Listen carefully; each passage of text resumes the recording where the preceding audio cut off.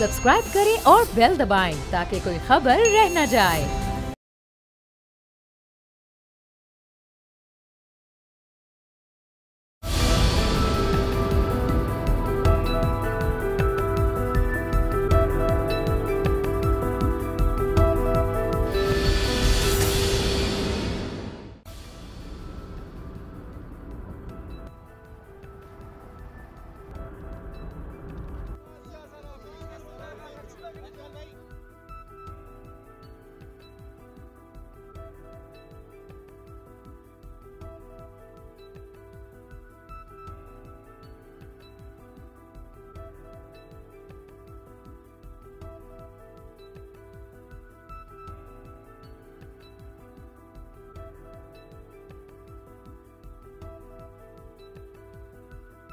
अस्सलाम वालेकुम व्यूअर्स, मैं हूं आपके साथ अमीर अब्बास और आप देख रहे हैं तब्दीली के खुसूसी प्रोग्राम्स अफगानिस्तान से।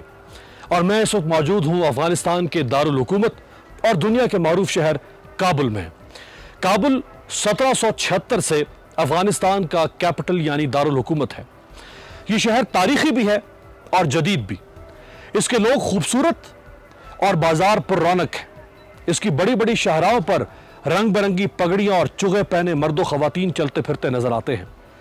यह शहर पहाड़ों में घिरा हुआ है। दरियाए काबुल इस शहर के हुस्न को चार चांद लगा देता है। कदीम काबुल शहर के गिर्द एक दीवार बनाई गई थी और ये कदीमी दीवारें बाला हिसार से शुरू होती हैं। ये तकरीबन 7 मीटर ऊंची और 3 मीटर मोटी हैं ताकि इस शहर को हमलों से बचाया जा सके, लेकिन यह शहर हमलों से बच नहीं सका। इन दीवारों की तारीख 5वीं सदी से मिलती है। इस वक्त मैं 16वीं सदी में मुगल शहनशाहत के बानी ज़हीरुद्दीन बाबर के बाग में खड़ा हूं, जिसे बाग बाबर कहा जाता है। बाबर का मकबरा भी यही है। ज़हीरुद्दीन बाबर का इंतकाल तो हिंदुस्तान के शहर आगरा में 1530 में हुआ था, लेकिन उसे इन बागात से इतना इश्क था कि उसने इसी बाग में दफन होने की ख्वाहिश की थी। और कहा जाता है कि उसकी ये ख्वाहिश उसकी अफगान अहलिया बीबी मुबारका ने पूरी की थी। इस बाग में बादशाह शाहजहां ने खूबसूरत मस्जिद भी तामीर करवाई थी। इसके अलावा इस बाग में बहुत सारे पेविलियन तामीर किए गए। काबुल शहर की तारीख कई तारीखी वाकयात और तारीखी इमारतों से भरी पड़ी है।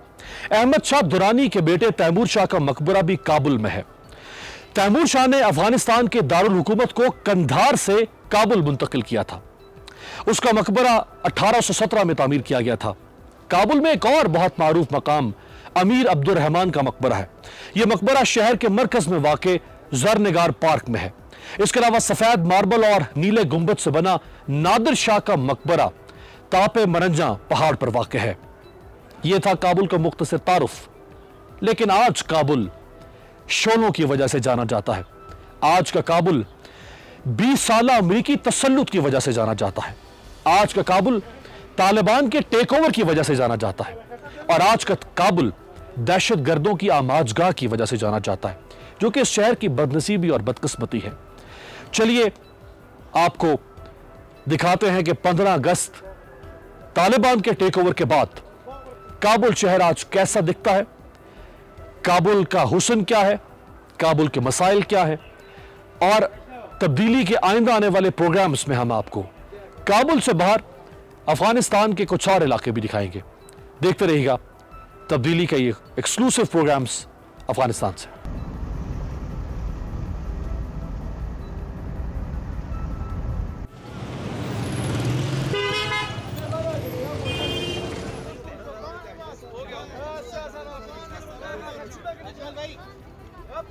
काबुल एयरपोर्ट के बाहर एक धमाका हुआ और उस धमाके में तकरीबन 175 लोग मारे गए, जिनमें 13 अमरीकी ट्रूप्स के लोग भी शामिल थे, अमरीकी फौजी भी शामिल थे। उस धमाके का इल्ज़ाम अमरीका और उसके इत्तेहादियों ने Islamic state in Khorasan province, जिसको ISKP कहा जाता है या ISISK कहा जाता है, उस पर लगाया। और फिर उस इल्ज़ाम के ताक़ुब में अमरीका ने एक ड्रोन हमला किया एक घर के ऊपर 29 अगस्त को। जिस घर के ऊपर ड्रोन हमला किया अमरीका ने, इस शुबे में कि इस घर के अंदर दाइश के लोग मौजूद हैं, उनको निशाना बनाया जाए जो कि उसमें मुलव्विस हैं। मैं इस वक्त उस घर के बाहर मौजूद हूं और मेरे पीछे आपको ये गली नज़र आ रही है। ये बहुत गुंजान आबाद इलाका है। हम आपको इस इलाके की फुटेज दिखा रहे हैं। इस इलाके में सैकड़ों की तादाद में घर हैं, बहुत डेंस पॉपुलेशन है, घर के साथ घर जुड़ा हुआ है। लेकिन आप देखिए कि अमेरिका ने कितना प्रिसाइज्ड अटैक किया है। वो किस तरह ताक कर निशाना लगाता है कि इतने गुंजान आबाद इलाके में, इतने डेंसली पॉपुलेटेड इलाके में एक घर के ऊपर अमेरिका ने ड्रोन हमला किया और सिर्फ उस जगह को निशाना बनाया जिसको वो निशाना बनाना चाहता था। ना तो ये पूरा घर मस्मार हुआ, ना इस घर के अतराफ में किसी और घर को, दीवार को, सड़क को, शाहराह को कहीं नुकसान पहुंचा। और धमाका इतना संगीन नौयत का था कि उसकी आवाज यानी धमाका यहां से तकरीबन 25 किलोमीटर दूर तक सुना गया था। इतना संगीन नौयत का धमाका था, इतनी शिद्दत थी उसकी। लेकिन आप अमेरिका की टेक्नोलॉजी को देखें कि उसने सिर्फ और सिर्फ इस गाड़ी को निशाना बनाया।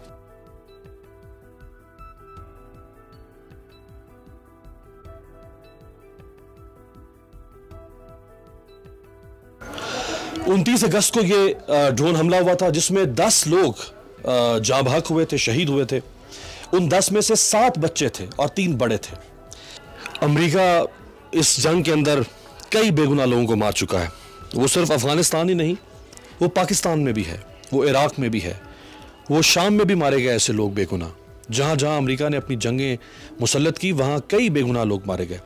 पाकिस्तान इसी वजह से इस बात पर चीखता चिल्लाता रहा और वज़ीर-ए-आज़म इमरान खान साहब 20 साल से ये स्टांस रखते हैं कि ड्रोन हमलों में कोलैटरल डैमेज होता है। ड्रोन हमलों में अगर आप 2 दहशतगर्दों को मारेंगे तो साथ 20 बेगुनाहों को भी मार देते हैं। इसीलिए इसकी मुखालफत पाकिस्तान में हमेशा से की जाती रही है। आप अंदाज़ा करें कि ये एक वाक़या है, चूँकि आज यहाँ पे निस्बतन मीडिया आज़ाद है, हम यहाँ पहुँच चुके हैं, ये काबुल शहर है, हम आपको दिखा सकते हैं। आप तसव्वुर करें कि इन 20 सालों में अफगानिस्तान के दूर दराज इलाकों में, पसमानदा इलाकों में, देहातों में जब मीडिया नहीं आ सकता था, यहाँ पे जब यहाँ पे तसल्लुत था, अमेरिका ने न जाने कितने बेगुनाह लोगों को ड्रोन हमलों की नज़र किया होगा, ना सिर्फ अफगानिस्तान में बल्कि पाकिस्तान में। इसके अंदर जो लोग होंगे वो जलकर कोयला बन चुके होंगे। इतनी मजबूत दोनों ये गाड़ियाँ, ये बिल्कुल इनका लोहा तक पिघल गया है। और इस घर की इमारत को कोई ख़ास नुकसान नहीं पहुँचा, लेकिन शीशे टूट गए।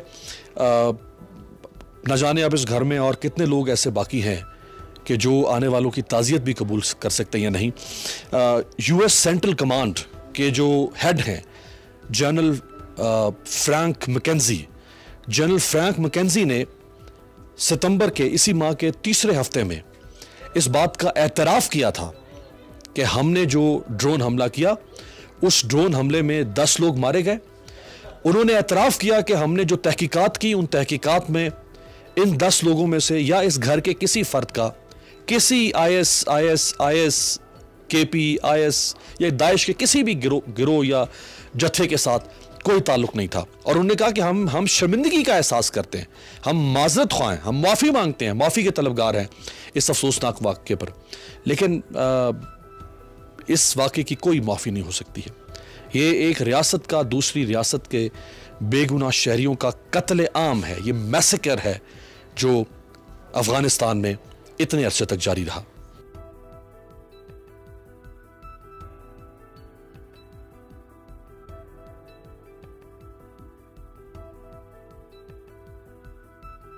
इन जाँ बाँख होने वालों में जो घर के सबसे बड़ा फ़र्द था, वो जब भी घर में आता अपने काम से, अपनी मुलाजमत से, तो घर के बच्चे इस इंतज़ार में होते और वो उन्हें बहुत इश्तियाक होता कि जैसे ही गाड़ी का हॉर्न बजता बच्चे दौड़ते हुए बाहर जाते, गाड़ी में बैठते। सिर्फ वो जो चंद लम्हे थे कि जिस लम्हों में गाड़ी टर्न लेके गेट से अंदर दाखिल होती और यहाँ पार्क होती, बच्चे उसी लम्हे को एंजॉय करते थे और उन्हें अपने उस बड़े चचा से बहुत प्यार था। जब बच्चे इस गाड़ी में सवार थे अभी मामूल के मुताबिक, और जब यहाँ पे ड्रोन हमला हुआ तो एक बच्चे का सर उसके तन से जुदा होकर इस दरवाजे के शीशे को तोड़ता हुआ, और वो जो सामने दीवार आपको दिखाई दे रही है, ये सारे बिखरे हुए टूटे हुए शीशे हैं। ये जो दीवार आपको सामने दिखाई दे रही है,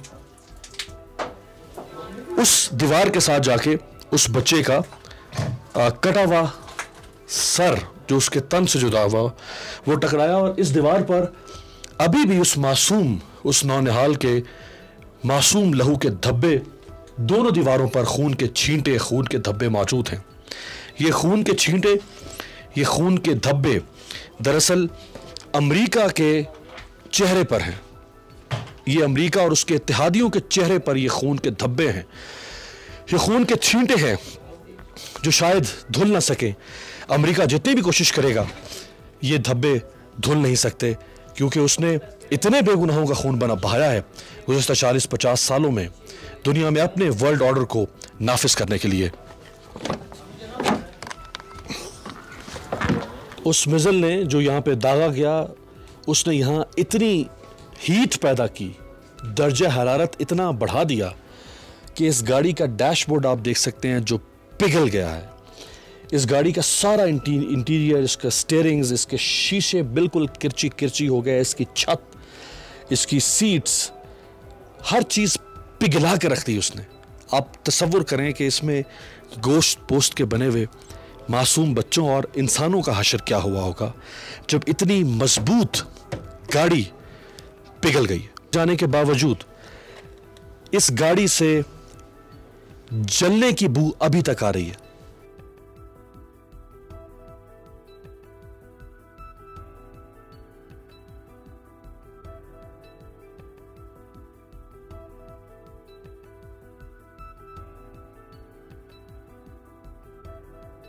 किस वक्त ये वाक़या हुआ था और क्या तमाम लोग जो इस वाक़े में जहां बाक हुए वो गाड़ी में सवार थे؟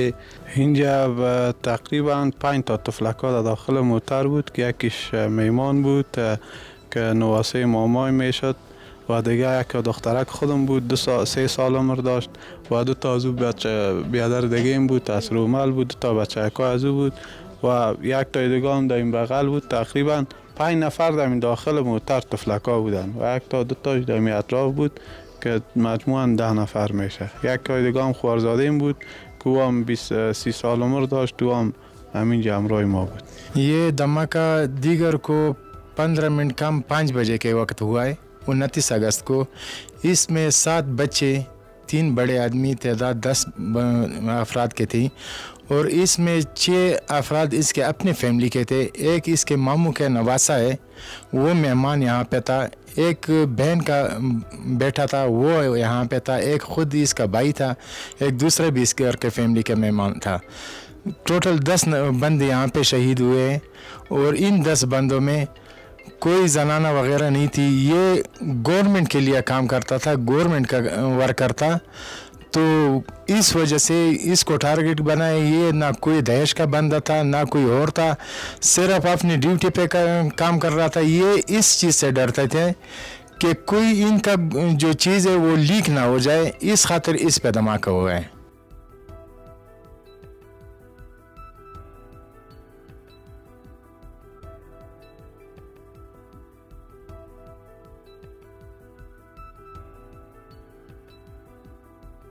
इस बदकिस्मत ख़ानदान के चंद बच जाने वाले अफराद में से एक रुमाल अहमदी हैं। रुमाल अहमदी के 3 बच्चे इस वाक़े में जाँ बहक हुए। बड़ा मुश्किल है रुमाल, आपसे ये सवाल करना भी कि आपके 3 बच्चे इस वाक़े में दुनिया से चले गए और जिस कर्बनाक तकलीफ़ दे तरीके से चले गए, क्या कहना चाहेंगे आप? ما خواست ما جهان همی است که باید از عدالت بر ما شود دیگه کدوم خواست دیگه نداریم.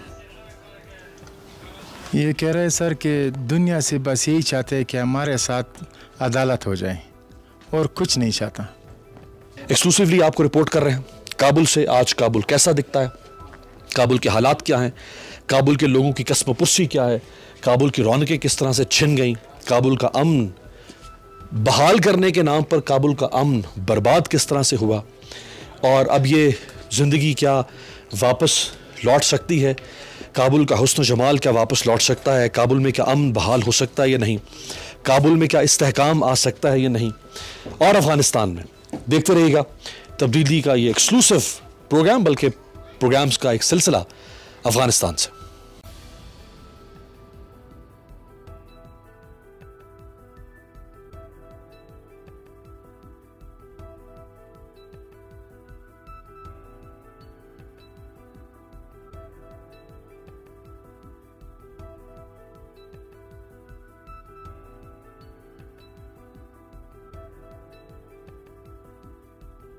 इस वक्त हम काबुल शहर का एक मशहूर और मारूफ मकाम है, शहर नौ, जिसको आप काबुल शहर का मरकज़ भी कह सकते हैं, यहाँ मौजूद है। न्यू काबुल बैंक की एक ब्रांच के बाहर बड़ी तादाद में अफ़गानी शहरी मौजूद हैं। यही सूरत हाल काबुल के तमाम बैंक्स की कमोबेश तमाम ब्रांचेस के बाहर है। उसकी वजह यह है कि एक अफ़गान शहरी एक हफ़्ते में सिर्फ़ और सिर्फ 20,000 अफ़गानी करेंसी जो है वो विड्रॉ करवा सकता है बैंक से, और महीने में 80,000 अफ़गानी जो है वो सिर्फ निकलवाए जा सकते हैं। चूँकि रश बहुत ज़्यादा बढ़ जाता है हर ब्रांच के बाहर, लोग बड़ी तादाद में हैं, दर्जनों सैकड़ों की तादाद पहुँच जाती है, तो तालिबान भी यहाँ पर मौजूद हैं और ख़ुद जो बैंक की सिक्योरिटी वो भी यहाँ पर मौजूद है। कितना इंतज़ार करना पड़ रहा है आपको बैंक से पैसे लेने के लिए? मैं अभी सब से यहाँ पर इंतज़ार कर रहा हूँ, या सब लोग यहाँ पर आया, और ब्रांच भी है। आज तो और ब्रांच में पैसा नहीं था, मैं यहाँ पर भी आया, सुबह से आज तक मैं यहाँ पर कोई नौबत नहीं मिला। आपका नाम जी? मोहम्मद हुसैन। मोहम्मद हुसैन। उर्दू बोल लेंगे? थोड़े से बोल देंगे। हमें भी थोड़ी थोड़ी चाहिए। ये बताएं कि ये 20,000 अफ़गानी आप एक हफ्ते में निकलवा सकते हैं, ये वजह क्या है, इसकी शर्त क्या है? बैंक का पैसा, अफगानिस्तान बैंक का पैसा थोड़ा से देता है, ये काबुल बैंक से।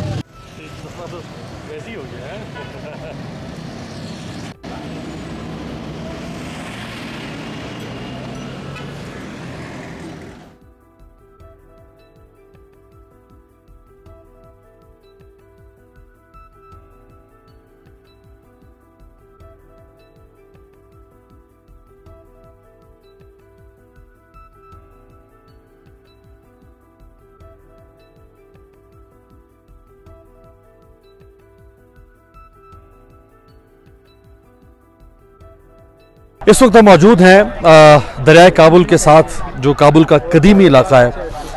यही मेरे बाएं जानिब तैमूर शाह का मकबरा है, अहमद शाह दुरानी के साहबजादे का। तैमूर शाह जिसने काबुल को मजबूत किया, अफ़गानिस्तान की रियासत को मजबूत किया, और बहुत सारे तारीख़ी मकामात इसी इलाके में मौजूद हैं। ये बहुत मसरूफ़ तजारती इलाका भी है, कारोबारी सरगर्मियाँ यहाँ बहुत तेज़ होती हैं। यहाँ ज़रा लोगों से बात करते हैं और अब अवाम की राय भी ज़रा हासिल करते हैं काबुल के, कि वो इस हुकूमत के बारे में क्या ख्याल करते हैं कि ये जो 1.5 माह गुजरा है, इसमें अमारत इस्लामी अफ़गानिस्तान जो अब तालिबान के पास है, वो सही समत में जा रही है हुकूमत, इनके मसाइल बेहतर तरीके से अब हल हो पाएंगे या नहीं? क्या अब अफ़गानिस्तान हमेशा के लिए जंग से बाहर आ सकेगा या नहीं, या इसी तरह से अफ़गानिस्तान खाना जंगी का और अदम इस्तेहकाम का शिकार रहेगा? देखते रहिएगा तब्दीली का खुसूसी प्रोग्राम काबुल से।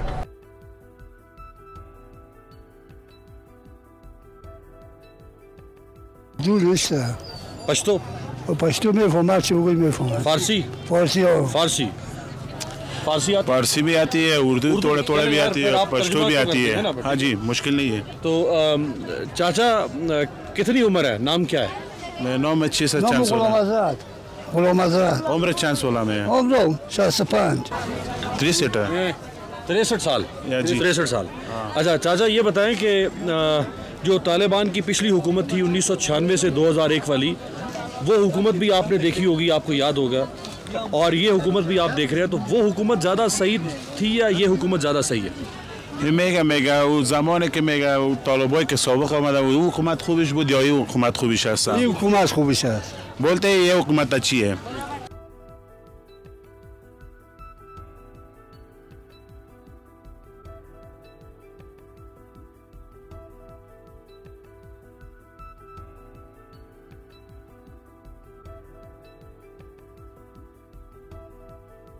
कुछ खवातीन से भी बात करते हैं, चूँकि खवातीन के हवाले से भी दुनिया को बड़ा कंसर्न है अफगानिस्तान में कि खवातीन के साथ कैसा सलूक किया जाएगा।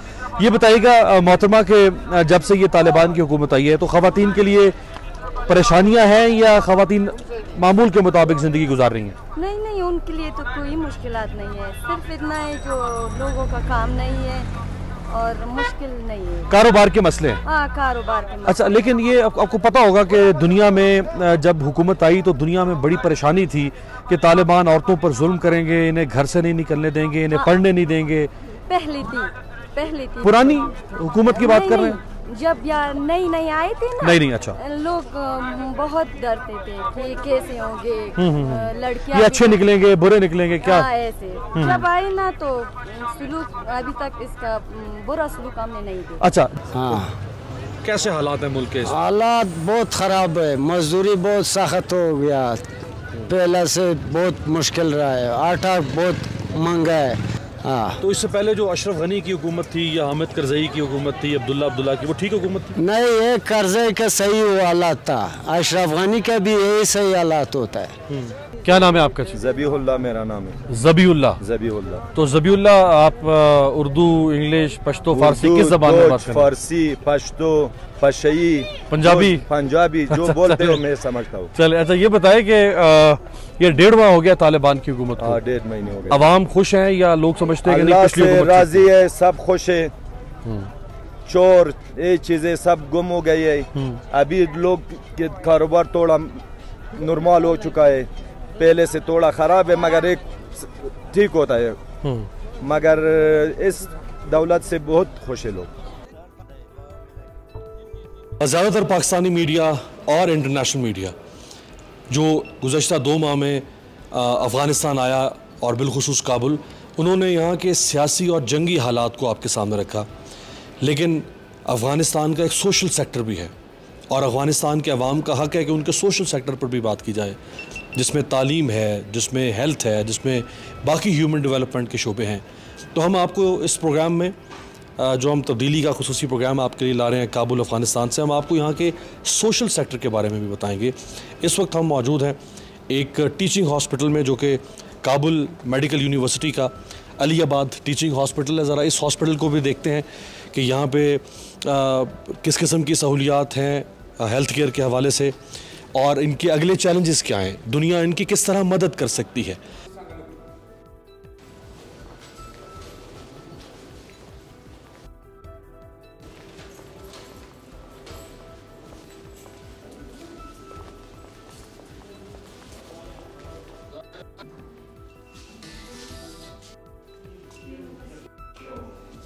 په دغه تحول دغه حکومت کې کوم نوع تغییرات موږ ته داسې په عرصې د طبابت کې نه ده راغلی چې موږ کومه خلا موجود وشي په عرصې د طبابت کې نارمل زموږ پروسه جریان لري، هیڅ نوع کمی کاستی د ډاکټر د نگاه نه، د نرس د نگاه نه، د کارګر د نگاه نه زموږ سیستم منظم په یو سان روان ده، کوم مشکلات خاص نه لرو।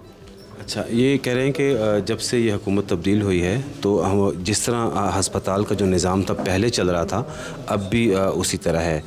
यहाँ का जो स्टाफ है, यहाँ की जो नर्सेज़ हैं या यहाँ के मरीज़ों का आना जाना है, उनका इलाज है, तो कोई ना हमारे काम में किसी ने मुदाखलत की है और हम बड़े जिस तरह पहले स्मूथ तरीके से हमारे काम चल रहा था अभी भी उसी तरह है, कोई ऐसी तब्दीली यहाँ पर नहीं आई।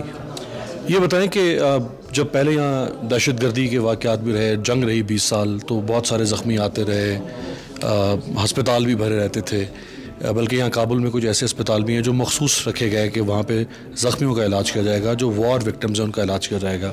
तो अब तो अमन है पिछले काफ़ी अरसे से, तो अब हस्पतालों पर लोड कम है।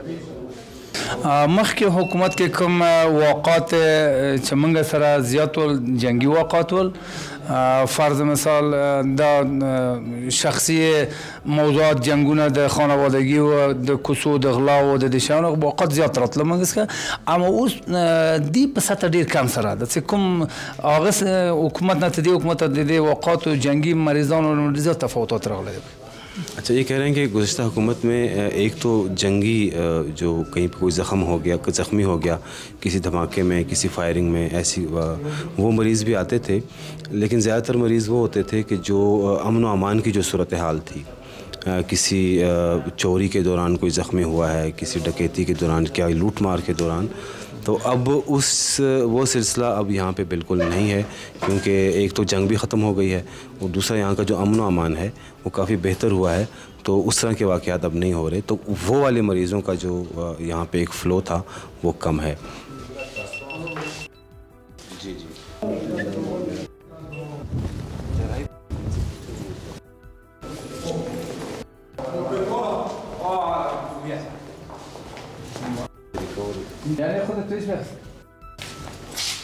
कहाँ से आए हैं आप? कम से गजनी। ये गजनी से आए हैं। गजनी से आए हैं? गजनी से, जी हाँ, गजनी से।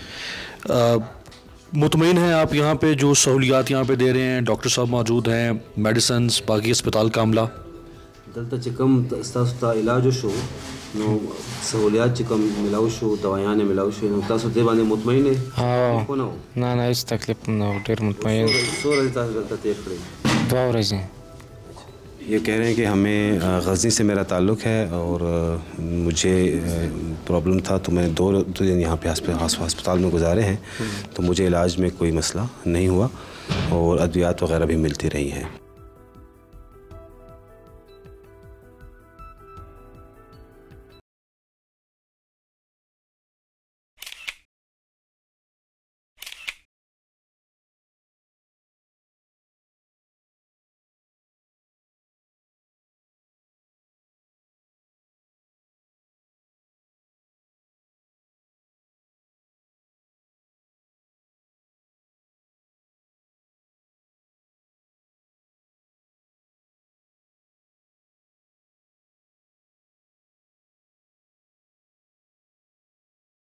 इस वक्त हम मौजूद हैं काबुल के इलाके शहर नौ इसे कहा जाता है।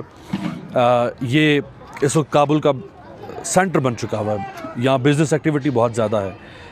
काबुल का पोश कारोबारी इलाका बन चुका है और जो शहर नौ पार्क है वो पार्क इस वक्त महाजरीन के कैंप में तब्दील हो चुका हुआ है। दुनिया भर से इस वक्त अफ़गानिस्तान को इमदाद की ज़रूरत है।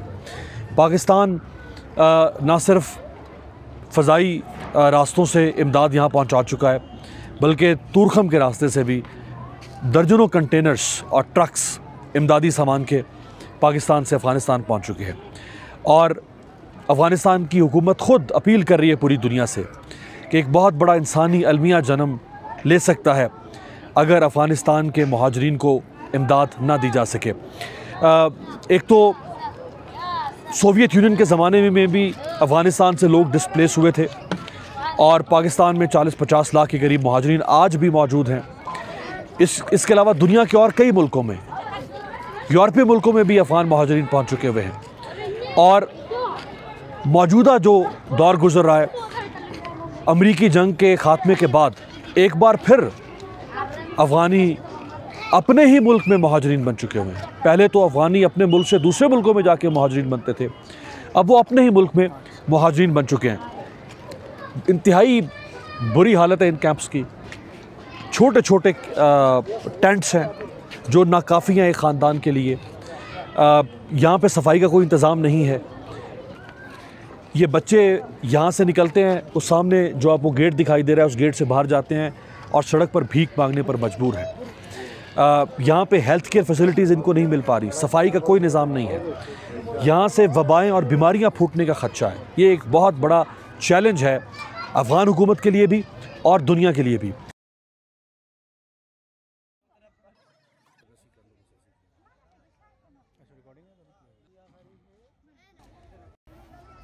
दोनों तरफ कैंप्स हैं और इस कूड़े के ऊपर इन लोगों की ज़िंदगी गुजर रही है।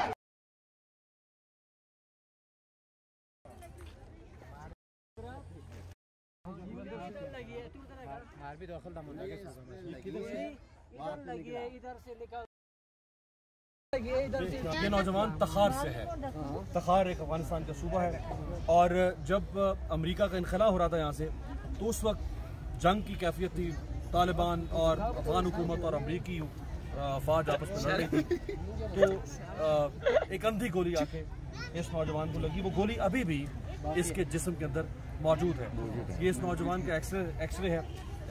यहाँ पे जितने लोग हैं वो सब या तो जंग में जख्मी हुए, या वो जंग में माजूर हुए हैं, या जंग की वजह से उनके घरों पर बमबारी हुई है, उनकी दुकानें, उनके कारोबार बर्बाद हुए हैं। या जितने लोग हैं वो सब वॉर विक्टिम्स हैं। वॉर विक्टिम वो बराह रास्त जंग से मुतासिर, बराह रास्त गोलियों से, बमबारी से, शेलिंग से, मार्टर गोलों से मुतासर होकर वो यहाँ पहुँचे हैं। जो ख़त्म हो गए वहाँ पे वो वहीं रह गए, दफना दिए गए। जो बच गए वो लोग यहाँ पर मौजूद हैं।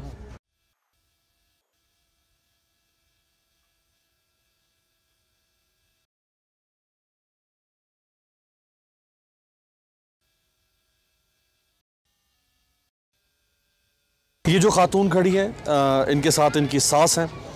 इस खातून के 6 बच्चे हैं और ये कंधार से आई हैं यहाँ काबुल। इनके ऊपर भी काफ़ी मुश्किल वक्त है जो इन्होंने वहाँ बर्दाश्त किया और अब यहाँ भी। तो आप लोगों को क्यों कंधार से ही आना पड़ा? उधर जंग था, हमारे घर। अब मुझे सही उर्दू नहीं आती है ना, मैं आपसे अपने ज़बान पे बात करूँ। जैसी भी उर्दू आती है खैर है। हाँ। उधर हमारे घर नहीं है, बम हुए ना उधर। बम आप घरों पे बमबारी हुई? बमबारी हुई, हम सब छोड़ा है, सब कपड़े खाली हमारे घर छोड़ा है। बस वजह जला हुआ है ना, उधर जला हुआ है, हमारे सब कुछ जला हुआ है।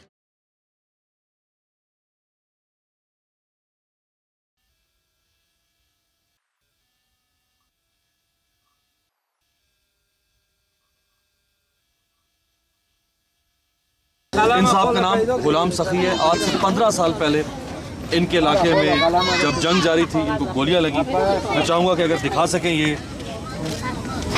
इनके बिल्कुल इस हिस्से में, पेट और टांगों के करीब इस हिस्से में आप देख सकते हैं कि 15 साल के बाद भी गोली का जो जख्म है वो मौजूद है। इसी तरह से इनकी टांग के ऊपर भी गोली लगी थी। तो इसमें इस कैंप के अंदर बहुत अजीब सी कहानियाँ हैं, बहुत गमनाक किस्म की कहानियाँ हैं। बहुत ये बच्चा माजूर है और बच्चे के वालिद ने बच्चे को उठा रखा है। यहाँ पे इस कैंप की बड़ी अजीब सी कैफियत है। यहाँ समझ नहीं आ रही कि बच्चे बूढ़ों को संभाल रहे हैं, बूढ़े बच्चों को संभाल रहे हैं, बच्चे नौजवानों को संभाल रहे हैं, नौजवान बच्चों को, यानी सब एक दूसरे का सहारा बनने की कोशिश कर रहे हैं। कोई और आके, कोई हुकूमत, कोई निज़ाम वो इनका सहारा नहीं बन रहा। बच्चे को क्या माजूरी है?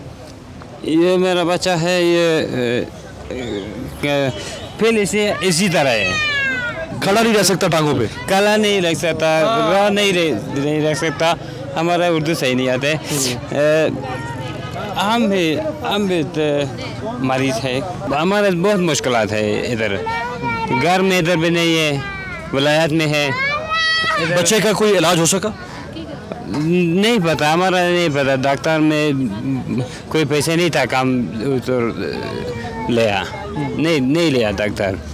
याद रहे कि अफगानिस्तान में गुर्बत बहुत ज़्यादा है और यहाँ पे तकरीबन 70-80% आबादी जो है वो यौमिया $2 से भी कम कमा पाती है। यौमिया $2 से भी कम, 70-80% से ज़्यादा आबादी। कैसे लोग खुशहाल ज़िंदगी गुजार सकेंगे, एक बहुत बड़ा सवालिया निशान है।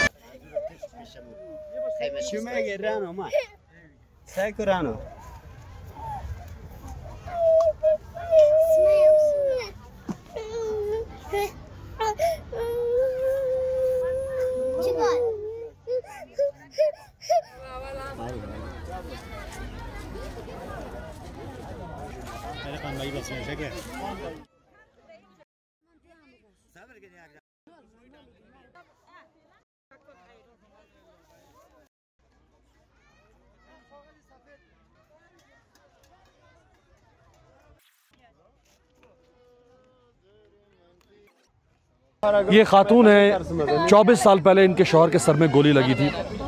वो आज तक 24 साल से एक नॉर्मल ज़िंदगी गुजारने के काबिल नहीं है। शौहर न जाने कहाँ है। ये खातून अपने बच्चों के साथ मुहाजिरीन के इस कैंप में कस्ब पुरसी की हालत में है। क्या हुआ था आपके शौहर को और कैसे गोली लगी थी? ये इनसे पूछें। در جنگ مرمی خورده وقت دوران شوروی که بود 25 سال پیش او در جنگ مرمی خورده. ये जंग लग गया उधर इसको घर पे, इन लोग का घर पे गोली इसका सर पे लग गया। अभी तक बंद पड़ा है, वो देख तस्वीरें पड़ा है अभी तक, और ये घर पे पड़ा है। 24 साल हो गया। देख 3 दफे ने अमलात ऑपरेशन भी हो गया उसका। ये एक्सरे है जी। इनके शौहर के सर का एक्सरे है और एक्सरे में भी स्कल का एक्सरे है और एक्सरे में भी गोली जो है वो नज़र आ रही है।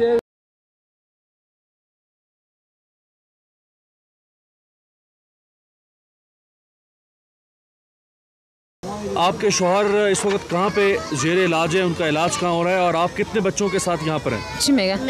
ये इनसे क्या कुछ जवाब दें। از اب شاورت که حالا در خانه از خرچ مصرفی رکی میتایی بچه های تا خرچ کارش کی هیچ کس نمیته. خودم خیاطی میکنم در اونجا، گاو داشتم در اونجا، مرغ داشتم. آلیجا بیخید میدانی چیز ندارم. बोला वो शावर में घर में पड़ा है, साथ बच्चा है हमारा साथ, मैं खुद ही काम कर रहा हूँ, रोजी कमाता हूँ, उन लोग का खिलाता हूँ। किस इलाके से आप अफगानिस्तान से यहाँ आए? मैं कुंदूज से आया हूँ। कुंदूज से। कुंदूज से भाई। आपके साथ फैमिली भी है, बच्चे ख़वातीन भी हैं? जी। तो क्यों आना पड़ा आपको कुंदूज से यहाँ काबुल? उधर झगड़ा होती है, लड़ाई होती है, जंग होती है। जंग। कितने बच्चे हैं आपके? मैं 6 बच्चे हैं। तो यहाँ तो छोटे छोटे टेंट हैं, इन टेंटों में एक टेंट में कैसे 8 लोग? इस एक टेंट में तो ज्यादा भी होते 3 आदमी, एक टेंट में ज्यादा से ज्यादा 3 आदमी आते हैं। ये तो जो बच्चे हैं आपके 6, उन बच्चों का क्या मुस्तकबिल है? उन बच्चों की पढ़ाई का क्या होगा? मुश्किल है, मुश्किलात। यहाँ कोई हुकूमत पैसा दे रही है आप? ना कोई खाने पीने के लिए कोई राशन? नहीं है, राशन वगैरह भी नहीं मिलता? नहीं है।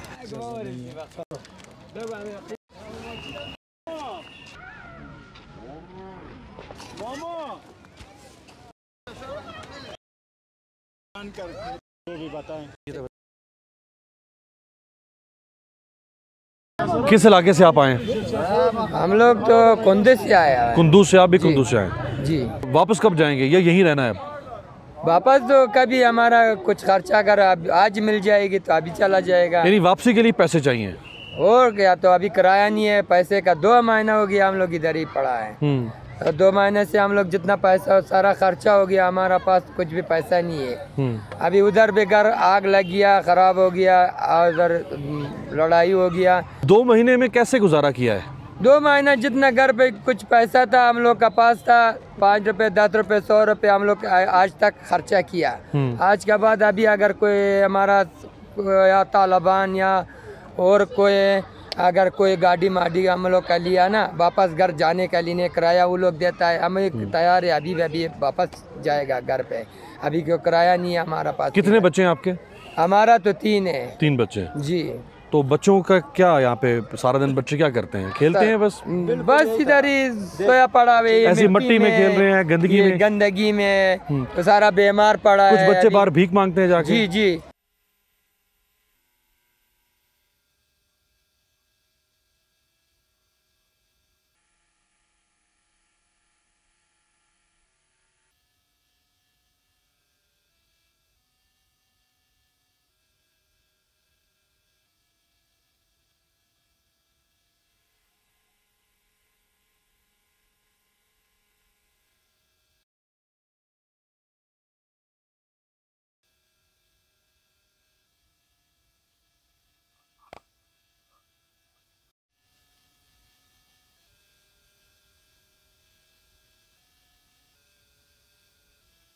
खाने पीने का यहाँ क्या बंदोबस्त है? खाने पीने का कुछ नहीं है, हम लोग खुद जाएंगे उधर से खरीद करेंगे, आएंगे यहाँ खाएंगे, सब के सब बच्चे पानी का साथ रोटी का साथ खाएगा। खाना भी रोटी भी खरीदना है, पानी भी खरीदना तो है। यहाँ कुछ तुशनाब कहते हैं टॉयलेट को? तुशनाब जी, वहाँ भी कुछ नहीं है। अब बच्चे लोग सब के सब वहीं बेचेंगे और अपने मुश्किल रफा करेंगे। रफा हाजत? हाँ। कुछ जगह नहीं है, अगर लोग आ जाएंगे ऊपर उधर एक जगह है, लेकिन नहीं बच्चे का 10 रुपये देगा। हम माजर लोग किधर से आए लाए 10 रुपये इस बच्चे के खातिर? टॉयलेट के लिए 10 रुपये बच्चे? जी। सब 10 रुपये लेंगे।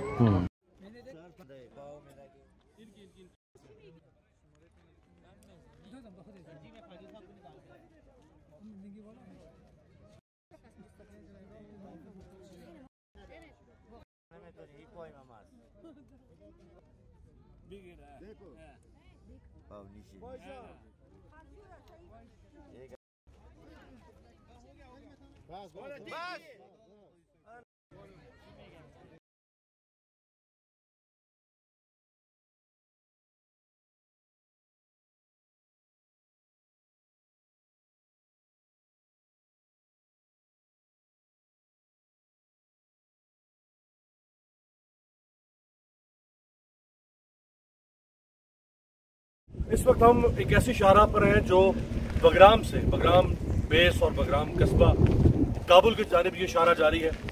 पूरे अफगानिस्तान में जिन इलाकों में हम गए वहाँ पे आपको जगह जगह पे छोटी सड़कें हों या बड़ी शाहराहें, वहाँ पुलिस की जो पुरानी चेक पोस्ट हुआ करती होंगी या अफगान मिलिट्री की होगी या अमेरिकन या उसके इत्तेहादियों की चेक पोस्ट होगी, वो सब इस वक्त अफगान तालिबान के पास हैं और अफगान तालिबान अब यहाँ की सिक्योरिटी मुकम्मल तौर पर संभाल चुके हैं। सिक्योरिटी के अलावा जो लॉजिस्टिक्स हैं वो भी तालिबान के पास जा चुकी हैं। तो जो इस चेक पोस्ट को जो हेड करते हैं तालिब हमारे साथ मौजूद हैं। लोग आपके साथ ताउन कर रहे हैं चूँकि पिछले 20 सालों में यहाँ पे एक और ही हुकूमत थी, अमेरिका का राज था, अशरफ गनी, हामिद करजई, अब्दुल्ला का राज था। तो अब लोग ताउन कर रहे हैं आपके साथ, आप उनके लिए नए हो सकते हैं। अमेरिकन हम ओसेदल बया د افغانستان کې چې کله موږ په 2003 کال افغانستان ته راغلو। इस सारी ज़मीन पर तालिबान का कंट्रोल है। ये जितना भी पहाड़ी इलाका है सबका सब महफूज है। यहाँ पर सारा कंट्रोल तालिबान का है।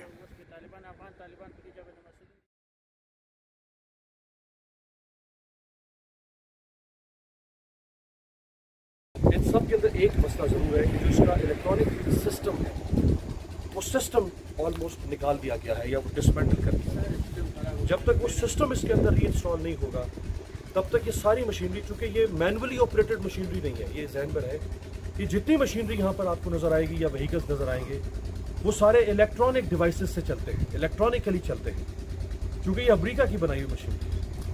और जब आप इसमें से वो डिवाइसेस निकाल देंगे, इलेक्ट्रॉनिक चिप्स निकाल देंगे, वो बोर्ड्स निकाल देंगे, इनकी वायर्स को तोड़ देंगे, काट देंगे, तो उसके बाद फिर ये भले अरबों रुपए की मशीनरी क्यों ना हो, लेकिन ये इसकी हैसियत जो है वो कबाड़ के तौर पर ही बाकी रह जाती है।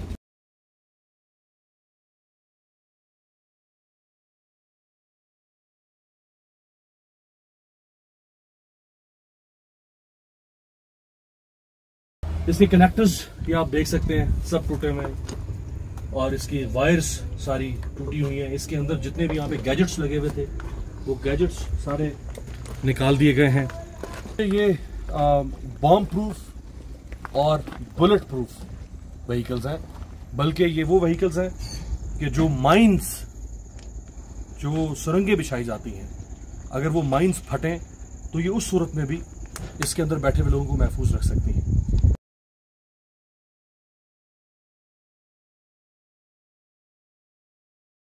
ये आपको तारों के गुच्छे नजर आ रहे होंगे, ये सारी वायरिंग काट दी गई है, तारें निकाल दी गई है, इसका डैशबोर्ड मुकम्मल उखाड़ लिया गया। तो कोई एहसान करके अमेरिका यहाँ पे नहीं गया इस कौम के ऊपर।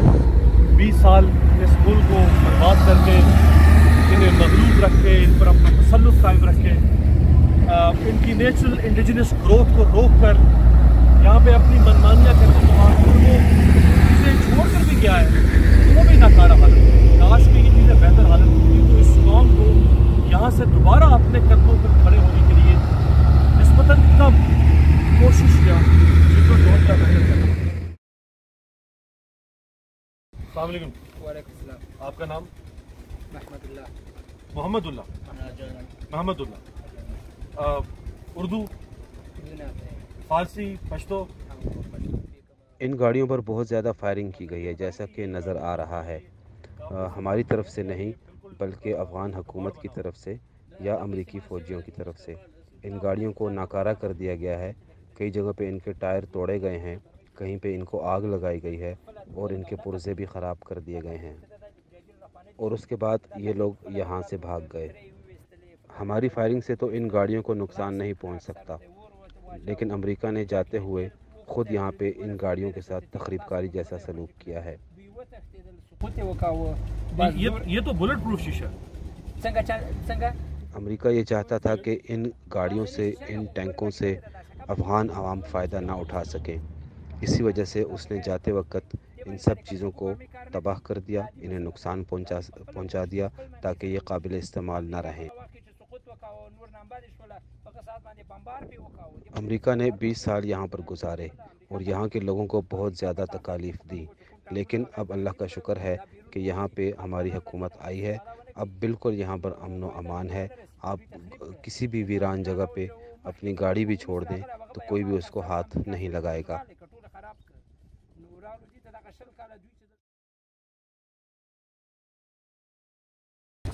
ये जो तालिब हमें पहले बता रहे थे वो दरअसल ये कह रहे थे कि जितनी गाड़ियां हैं और इस किस्म के जो मिलिट्री वेपन्स हैं, आलात हैं, म्यूनिशन हैं, जो ख़राब हालत में अगर खड़ा है तो उसको हमने ख़राब नहीं किया।